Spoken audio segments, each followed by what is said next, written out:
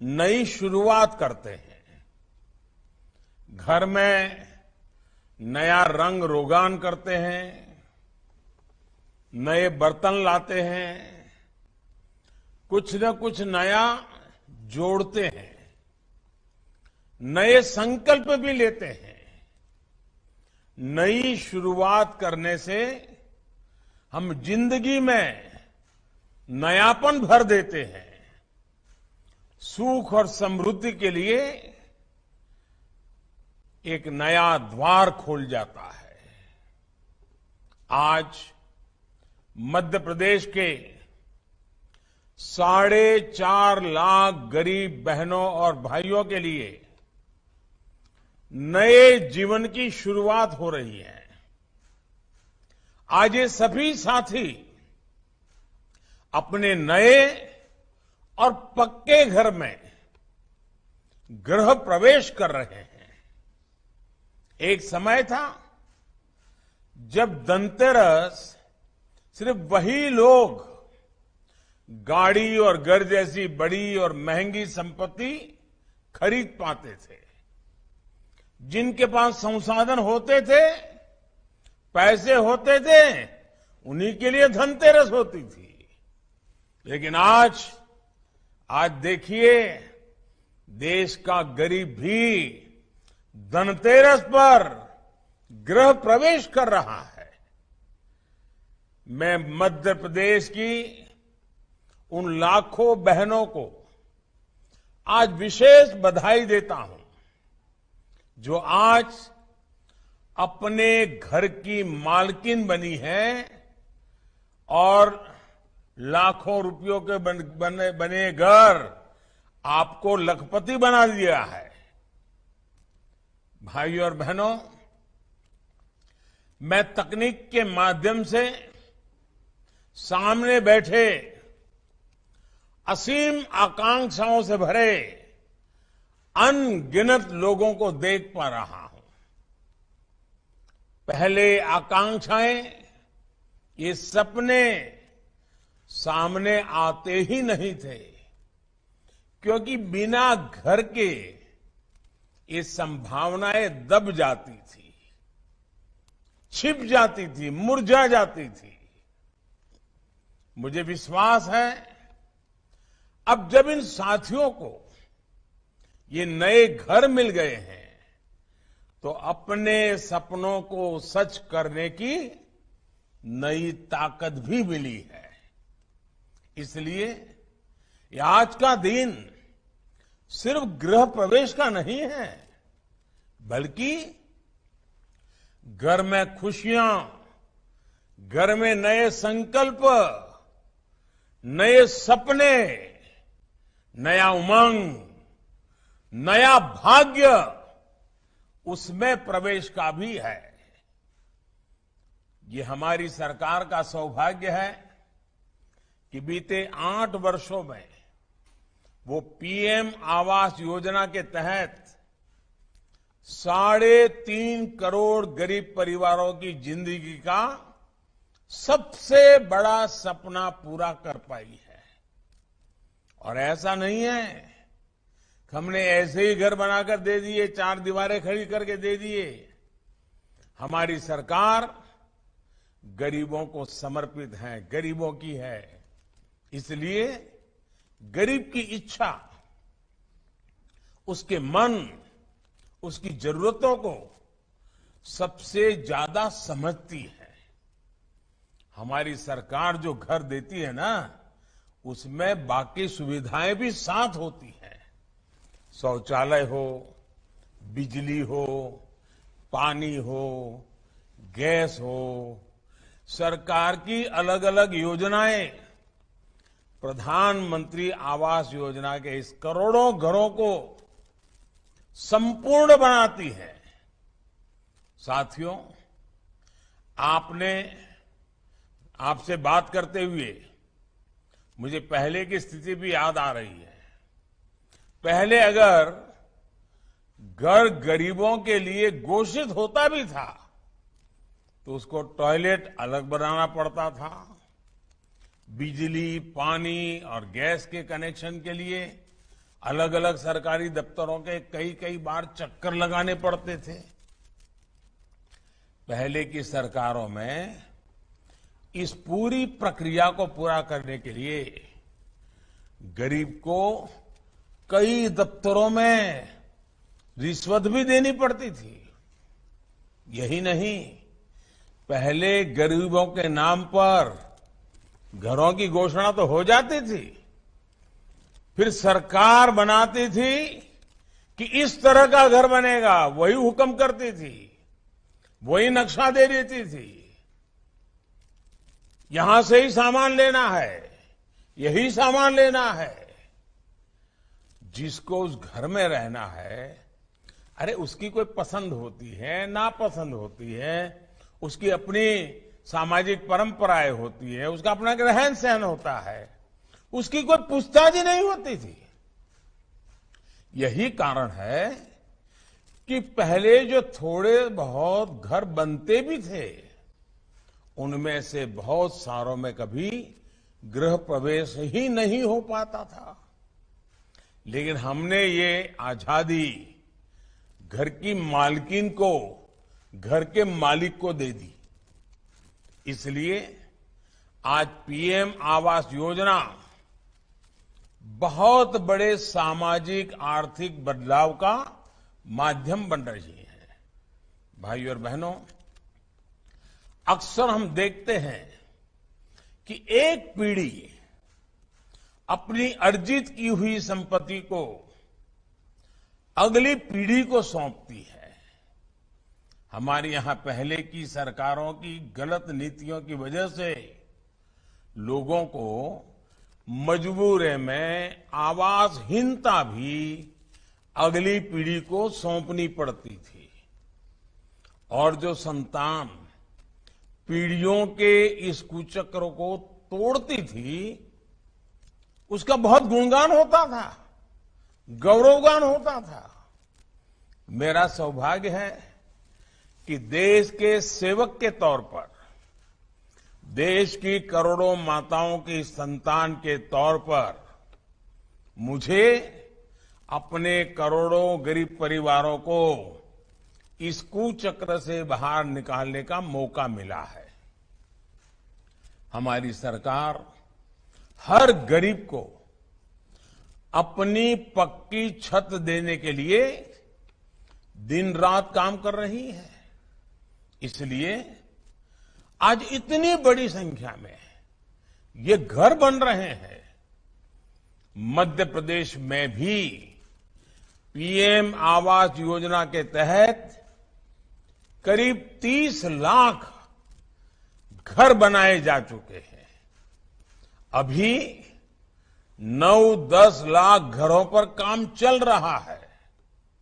साथियों, लाखों बनते हुए घर देश के कोने कोने में रोजगार के अवसर भी बना रहे हैं।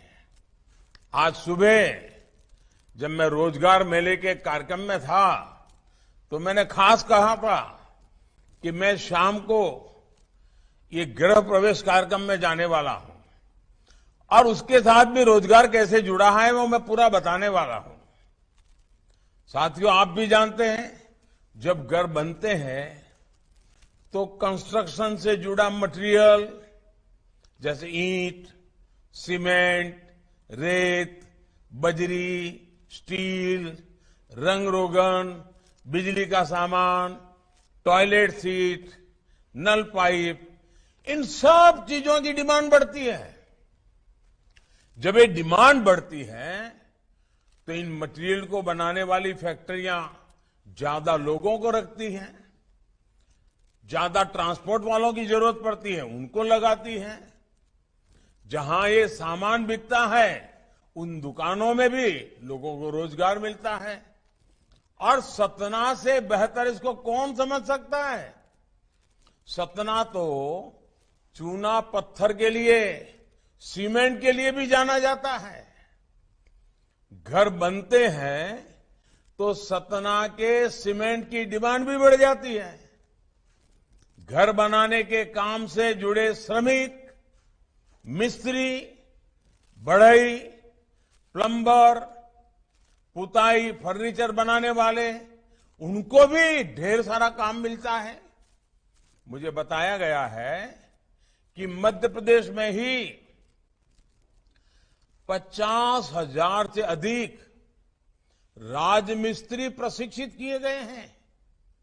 इनमें से भी 9-10 हजार हमारी माताएं बहनें, लोग उसे राजमिस्त्री भी कहते हैं, लोग उसे रानी मिस्त्री भी कहते हैं, यानी हमारी बहनों को एक नई कला, रोजगार के नए अवसर से जोड़ने का कितना बड़ा काम पीएम आवास योजना के माध्यम से हो रहा है।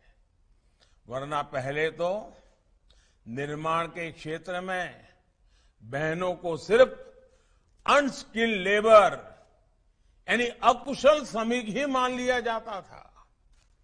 मध्य प्रदेश में ही अभी तक 22,000 करोड़ रुपए इन घरों को बनाने में खर्च हुए हैं। अब आप भी सोच सकते हैं 22,000 करोड़ गए कहां? घर बना, लेकिन जिन पैसों से घर बना ना, वो पैसे मध्य प्रदेश के अलग अलग कामों में गए, लोगों के घरों में गए, लोगों की दुकान चलाने वालों को मिले, कारखाना चलाने वालों को मिले, ताकि लोगों की आय बढ़े। पहले का अर्थ ये है, ये घर सबके लिए तरक्की लेकर आ रहे हैं। जिसको घर मिलता है उनको भी तरक्की होती है, और जिस गांव में घर बनते हैं उन गांव वालों की भी तरक्की होती है। भाइयों और बहनों, पहले की सरकारों और हमारी सरकार में एक बहुत बड़ा फर्क है। पहले की सरकारें गरीब को तरसाती थी, उसे अपने दफ्तरों में चक्कर लगवाती थी।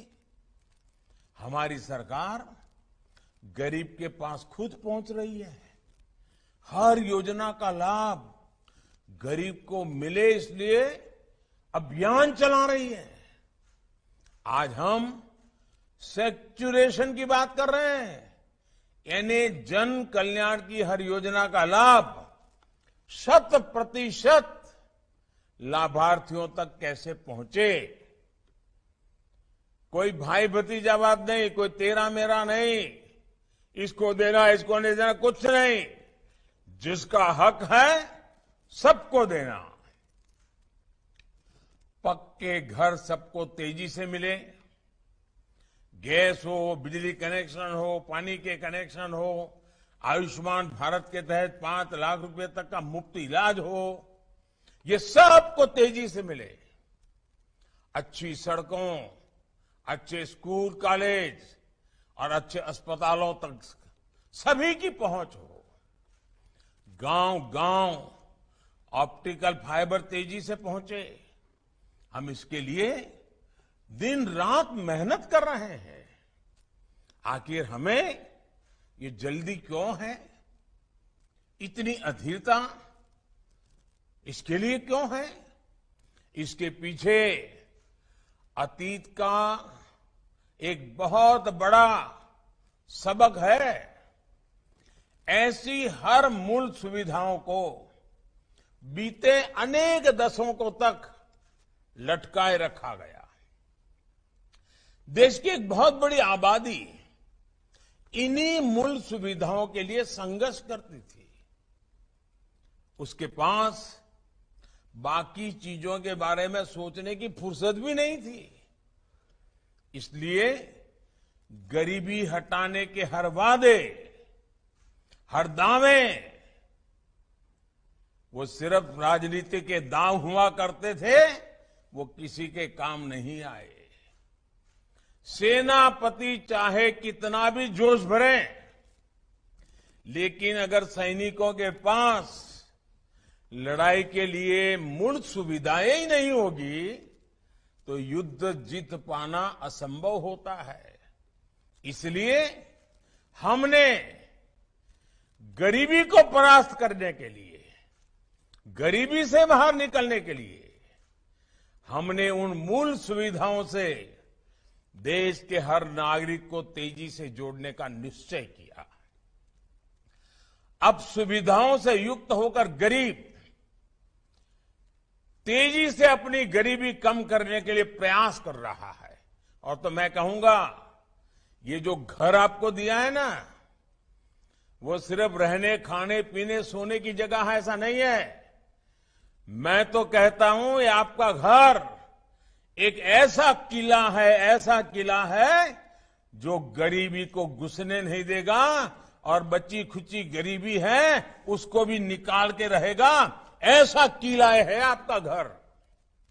भाइयों और बहनों, बीते अनेक महीनों से केंद्र सरकार 80 करोड़ से अधिक देशवासियों को इसलिए मुफ्त राशन दे रही है ताकि वैश्विक महामारी के समय में उसे भूखमरी का सामना ना करना पड़े। इसके लिए केंद्र सरकार अभी तक पीएम गरीब कल्याण अन्न योजना पर 3 लाख करोड़ रुपए से अधिक खर्च कर चुकी है। और मैं आपको एक और बात बताना चाहता हूं। जब टैक्स पेयर को लगता है, जो देश का खजाना भरते हैं, कर देते हैं, जब उसको लगता है कि उसका पैसा सही जगह खर्च हो रहा है, तो टैक्स पेयर भी खुश होता है, संतुष्ट होता है और ज्यादा टैक्स देते रहता है। आज देश के करोड़ों टैक्स पेयर को ये संतोष है कि कोरोना काल में करोड़ों लोगों का पेट भरने में मदद करके वो कितनी बड़ी सेवा का काम कर रहा है। आज जब मैं 4 लाख घर दे रहा हूं ना, हर टैक्स पेयर सोचता होगा कि चलिए मैं तो दिवाली मना रहा हूं, लेकिन मध्य प्रदेश का मेरा कोई गरीब भाई भी अच्छी दिवाली मना रहा है, उसको पक्का घर मिल रहा है, उसकी बेटी का जीवन शुभ बन जाएगा।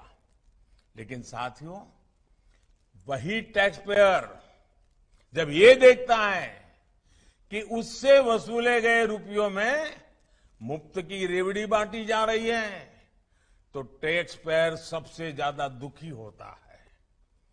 आज ऐसे अनेकों टैक्स पेयर मुझे खुलकर चिट्ठी लिख रहे हैं। मुझे खुशी है कि देश में एक बड़ा वर्ग देश को रेवड़ी कल्चर से मुक्ति दिलाने के लिए कमर कस रहा है। साथियों, हमारी सरकार का लक्ष्य नागरिकों की आकांक्षाओं को पूरा करने के साथ ही इस बात का भी है कि गरीबों के, मध्यम वर्ग के पैसे बचें। आयुष्मान भारत योजना के तहत अभी तक करीब 4 करोड़ गरीब मरीज मुफ्त इलाज ले चुके हैं।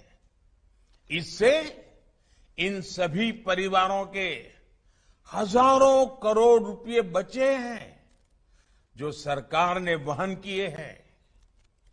कोरोना काल में मुफ्त टीकाकरण पर हजारों करोड़ रुपए सरकार ने खर्च किए ताकि गरीब को, मिडिल क्लास को अचानक आई इस गंभीर बीमारी की विपत्ति के कारण जेब से खर्च करना न पड़े, कर्ज करना न पड़े।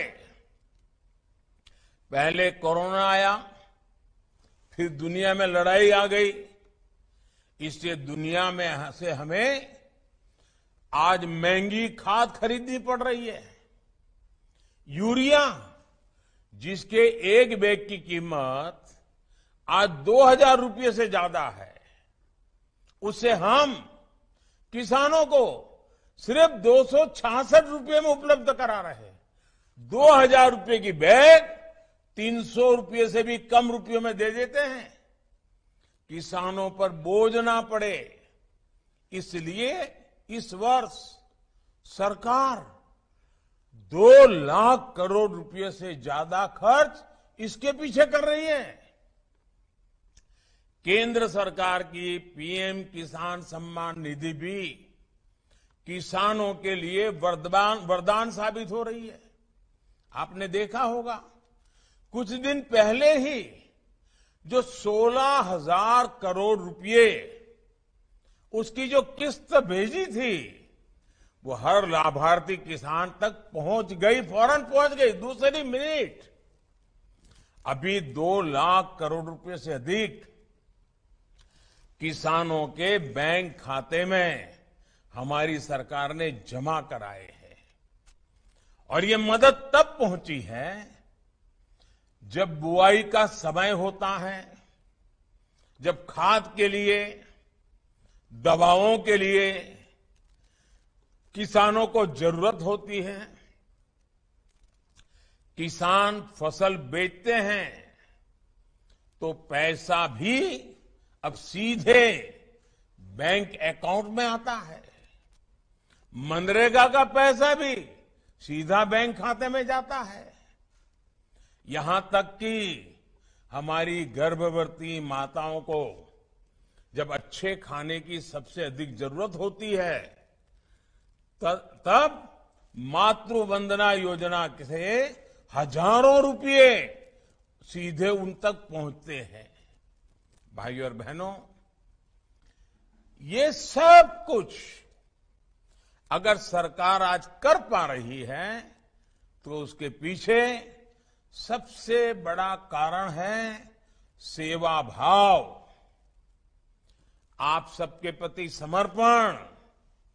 और कोई कितनी ही हमारी आलोचना करे, हम गरीबों का भले करने की राजनीतिक इच्छा शक्ति से, आपके आशीर्वाद से, समर्पण भाव से आगे बढ़ा रहे हैं। इसलिए आज इतने बड़े पैमाने पर टेक्नोलॉजी का उपयोग किया जा रहा है। जो भी नई टेक्नोलॉजी हमारे वैज्ञानिक, हमारे युवा खोजते हैं, उसका उपयोग सामान्य जन का जीवन आसान बनाने में किया जा रहा है। आज देखिए, गांव-गांव में ड्रोन से घरों के सर्वे हो रहे हैं।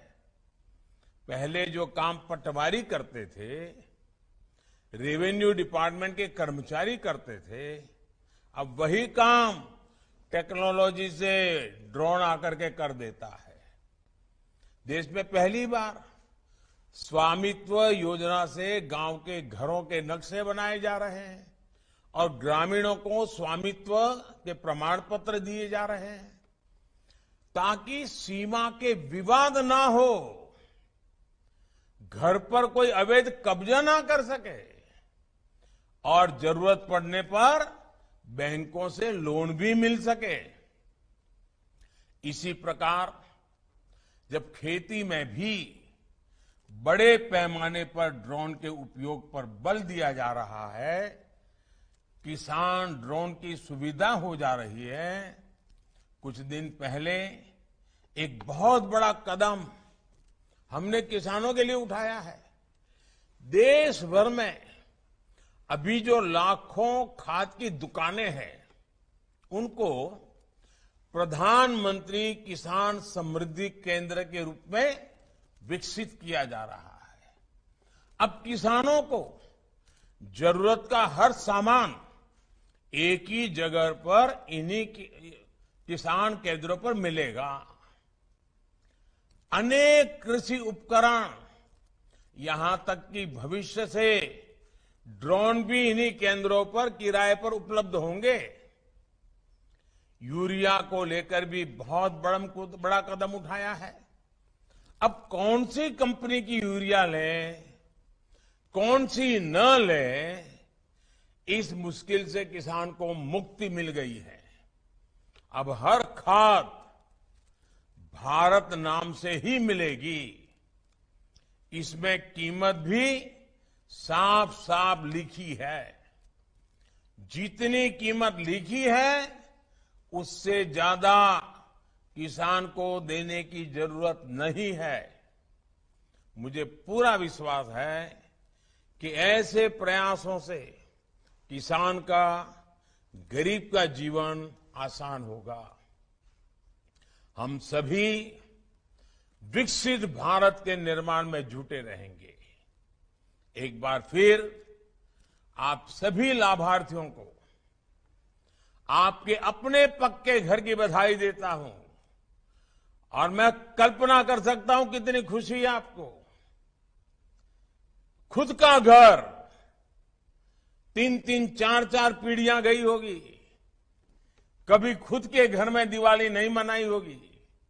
आज जब आप अपने बच्चों के साथ खुद के घर में धनतेरस और दीपावली मना रहे हैं तो आपकी जिंदगी में ये दिया का प्रकाश एक नई रोशनी लेकर के आएगा। मैं आपको बहुत बहुत शुभकामनाएं देता हूं।